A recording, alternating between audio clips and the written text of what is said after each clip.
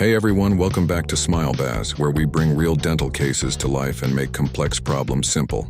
Today's case is something every dentist has faced. A teenage patient with multiple decayed teeth, including one that's severely infected. Let's break it down. Ask the patient's story. A 17-year-old student came to the clinic with several cavities, one of them very large and leaking pus.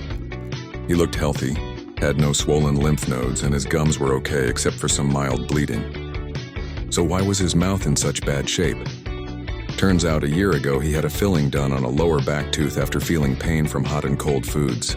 But he never finished the treatment and never went back to the dentist. Since then, the tooth broke down and started irritating his tongue. On a clinical examination inside the mouth we found mild gingivitis, some gum inflammation, no visible calculus, a severely broken lower right first molar with an open sinus, infection draining, a small cavity on the second molar nearby.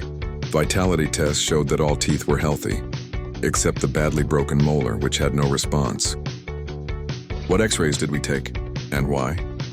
We took Bitewing x-rays to check for hidden decay between teeth, periapical x-rays to see the roots and bone health, panoramic x-ray to get a full view of jaw development and look for any other problems. The x-rays showed a badly decayed molar, tilted roots, and infection at the tips of the roots. Other molars also showed signs of early decay, especially on the biting surfaces. Diagnosis: the lower right first molar was non-vital. The nerve had died. The patient had a high caries rate overall, likely caused by poor diet and lack of follow-up dental care. And what caused all this decay? Most likely the big filling from last year failed. Maybe the margins leaked, some decay was left behind, or the restoration weakened the tooth. In just 1 year, the tooth collapsed. Our treatment plan, step by step.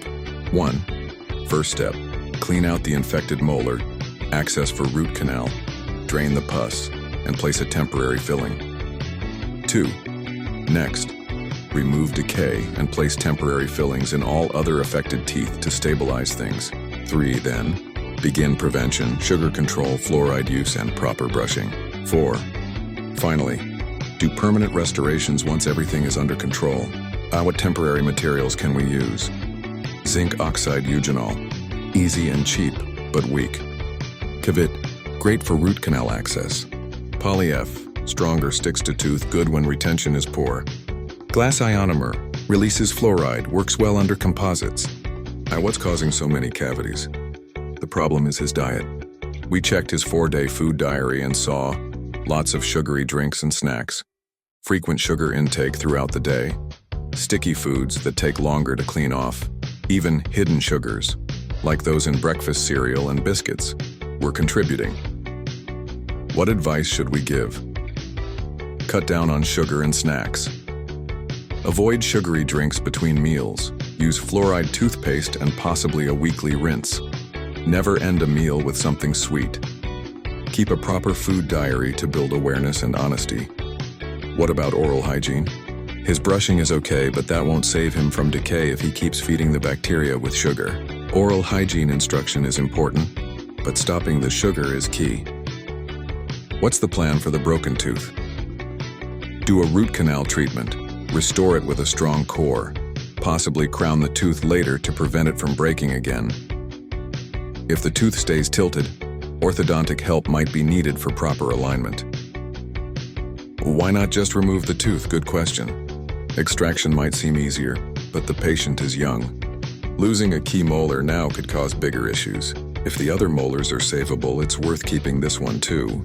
Also, to place a bridge later, we'd have to drill down 2 healthy teeth. An implant might be an option in the future, but that's more expensive and invasive.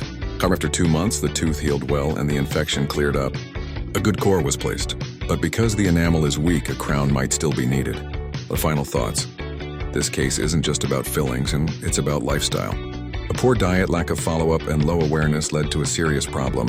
As dentists, we're not just fixing teeth, we're guiding behavior and saving smiles. Thanks for watching Smilebaz. If you found this helpful, hit the like button and subscribe for more clinical case breakdowns. Let us know in the comments what would you do in this case.